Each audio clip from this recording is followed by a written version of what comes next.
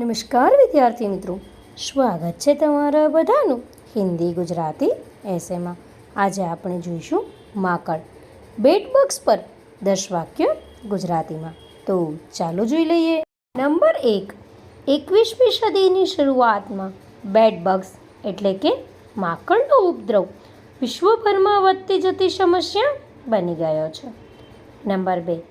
બેડબગ્સ સિમિક્સ પ્રજાતિના પરોપજીવી જંતુઓ છે જે માઇક્રોસ્કોપિક શિકારી છે. નંબર 3.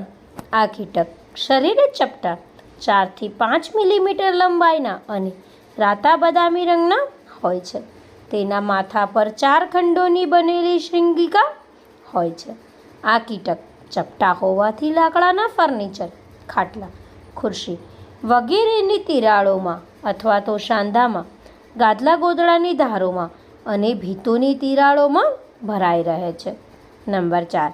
બેડબગ્સના જીવન માટે ખૂબ જ મહત્વનું ખોરાક લોહી છે. નંબર 5.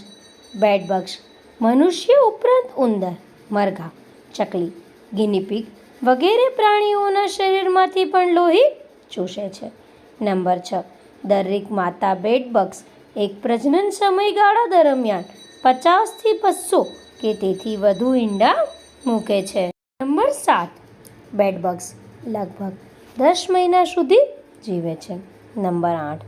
બેડબગ મનુષ્યમાં રિલેપ્સિંગ ફીવર, ટાઇફસ, કાલા આજાર, મરકી અને રક્તપિત્ત જેવા રોગોના ફેલાવામાં ભાગ ભજવતા હોવાનું મનાય છે.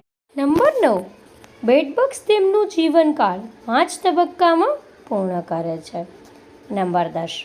વિનેગર, પાણી, ડાયાજીનોન, મેલાથિયોન કે બેગુન અને લીમડાનું તેલ લગાવીને બેડબગ્સથી છુટકારો મેળવી શકાય છે.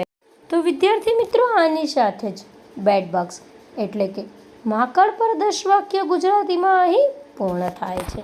નિબંધને અંત સુધી જોવા બદલ તમારા બધાનો ખૂબ ખૂબ આભાર. ધન્યવાદ.